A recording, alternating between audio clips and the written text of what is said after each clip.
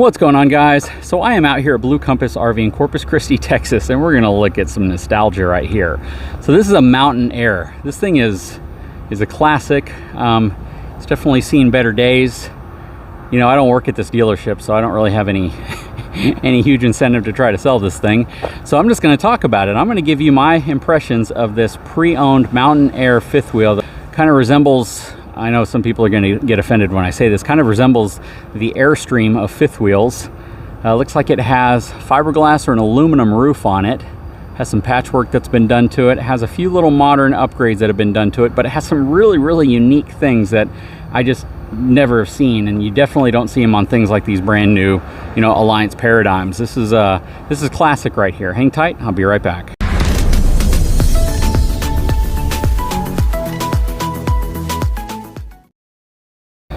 Okay, we're going to look at the numbers, and you know, oddly enough, you can actually still kind of see them a little bit.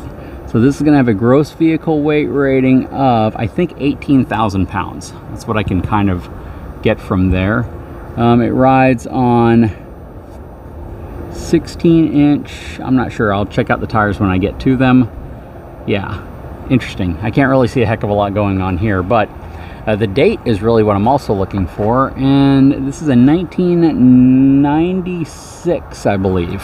So that would make this thing 27 years old.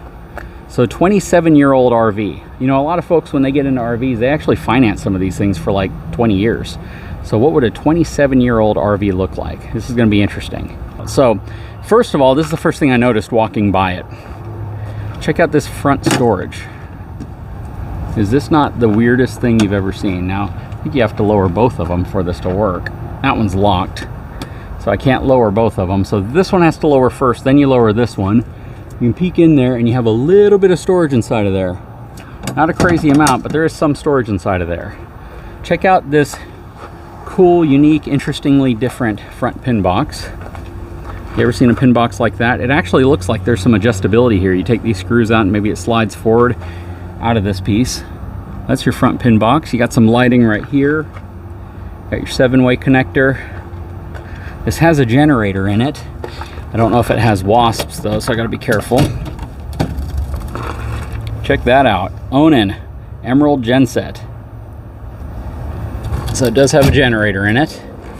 This has electric front landing gear. Somebody put a 110 outlet here. Very residential there. Let's see. You got your residential breaker panel here as well. And latches that you typically don't see on even very expensive RVs. This is old school right here. Definitely quality though. And then in here, this one's locked up, but I'm guessing that's more storage. But yeah, these are locked up too. That is crazy. It's kind of cool how that's done though. Definitely utilizes space in a different way. And these are all steel hatches, so they're not, or maybe even aluminum. They look like they could be aluminum hatches, but definitely not the traditional baggage hatch you see on most RVs. Steel fold-out steps, just lets you know how long they've been using these. Stromberg still makes them too. You got Transforce tire here. You have, what is that? Is that the Goodyear Wrangler tire in the center? Another Transforce back here. This has heavy-duty shackle straps, greasable wet bolts, which is really nice, but there is no upgraded suspension to it other than that. The frame is boxed underneath. It rides on a 12-inch main I-beam section. Another 110 outlet right there. I'm assuming you're going to see more storage if these opened up.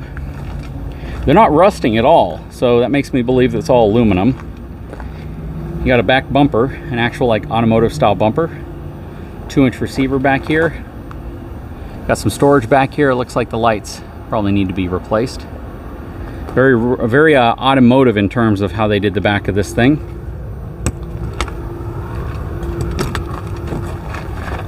Check out the back. So you got an interesting amount of storage back here. Again, they almost used any space they could for storage. You can see there have been a few little repairs done.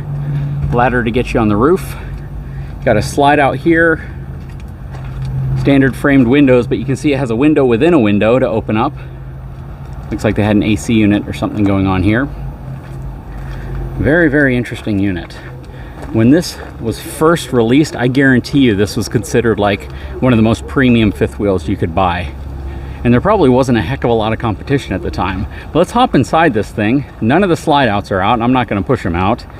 But just to give you an idea of something that I was wondering before I came in. So you got cabinetry here. Now imagine this slide pushes out, so you're going to have a lot of room. But check this out. You can move all the way around this unit without having to push the slide out. There's only one big slide right here, but check it out, all the way around. And look at the furniture. This is like what you would have expected to see in a home. I mean, all of it's real wood, built really well. That's one of the reasons why this is as heavy as it is. You see the fluorescent lighting tubes up top. And this is just a really kind of cool nostalgic unit, because you can imagine when this thing was brand new and people were looking at it, what they were thinking. Again, all residential cabinetry. All of that is the same cabinetry you would see in your home. Looks like they've upgraded their microwave, maybe. And they have a 3-burner gas cooktop stove. They've done their own modifications. Oh, so there's the AC unit. It's a portable unit, and they have it ducted out the window. And check this out. I mean, again, this is totally residential furniture and construction. Nice lighting in there.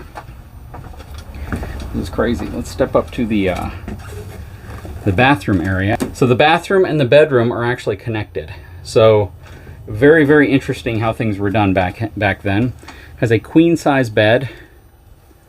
Lots of wardrobe storage on this side. Again, all residential. Get your fluorescent light up here as well. And then over here, you're going to have your mirror, vanity, along with your very residential sink area, except for having a plastic sink. You got your shower right here.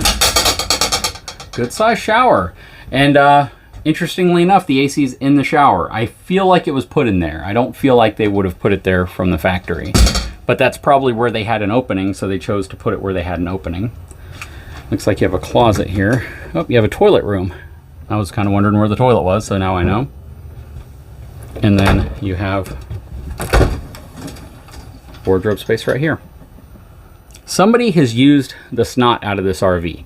I mean, they really, really use this thing. And that's what they're made for, right? So in the 27 years since this thing was made, it's still a functional fifth wheel.